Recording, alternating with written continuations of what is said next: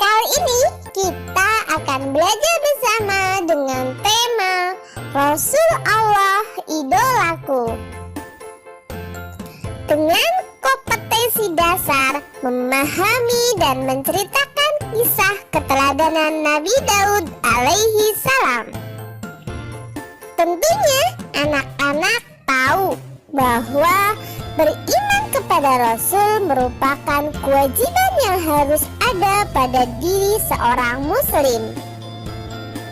Sebagai seorang muslim, kita wajib membenarkan semua Rasul dan sifat-sifatnya, kelebihan dan keistimewaan masing-masing. Rasul adalah laki-laki pilihan Allah. Rasul diberi kewajiban untuk menyampaikan risalah dan wahyu yang diterimanya itu kepada manusia. Salah satu dari Rasul Allah adalah Muhammad Sallallahu Alaihi Wasallam. Ia adalah teladan umat, uswatun hasanah bagi manusia, dan Rasul terakhir. Dan tentunya kita semua adalah umatnya Rasulullah Sallallahu Alaihi Wasallam. Dan tentunya ada Rasul yang lain. Kali ini kita akan belajar dengan kisah teladan Nabi Daud alaihi salam. Nabi Daud adalah salah seorang nabi dari Bani Israel, yaitu dari Siti Yahuda.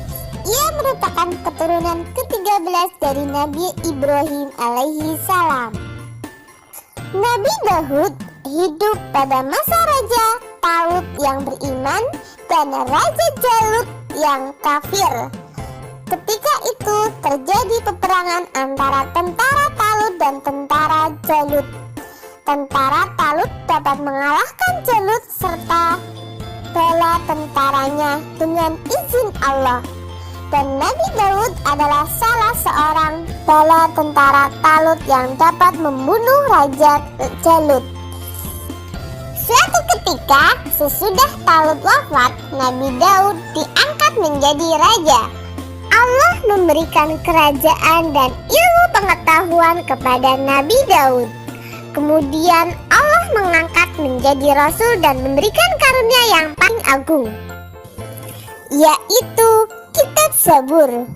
Ini juga diceritakan dalam Quran surat Al-Isra ayat 55, yang artinya, dan Tuhanmu lebih mengetahui siapa yang ada di langit dan di bumi, dan sesungguhnya telah kami lebihkan sebagian nabi-nabi itu atas sebagian yang lain, dan kami berikan Zabur kepada Daud.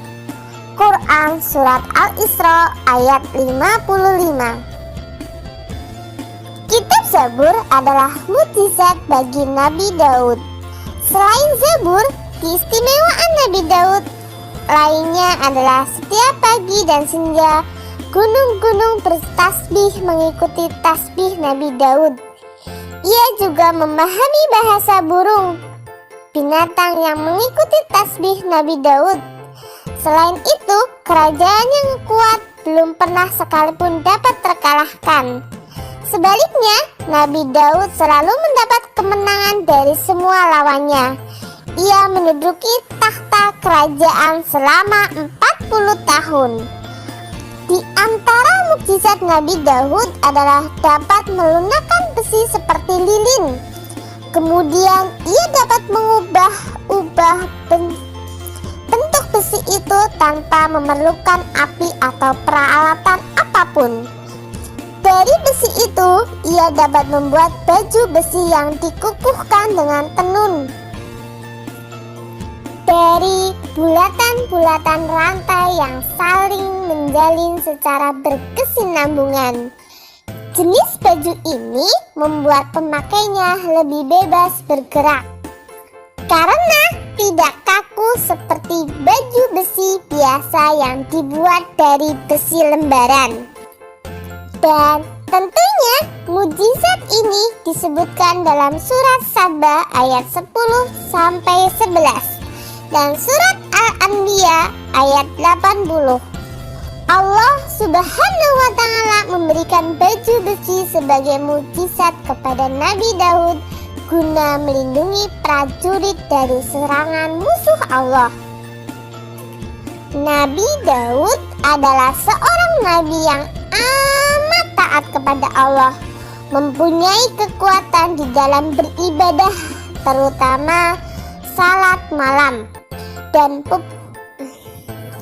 berpuasa separuh tahun, yaitu sehari berpuasa, sehari berbuka, berselang-seling, serta banyak beramal soleh.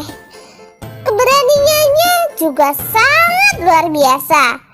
Dia tidak melarikan diri ketika bertemu musuh.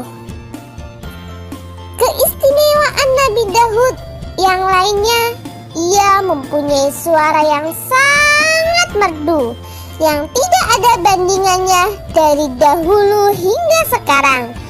Apabila ia bernyanyi melakukan isi kitab Zabur, maka gunung-gunung dan burung-burung ikut bertasbih bersama Nabi Daud alaihi salam.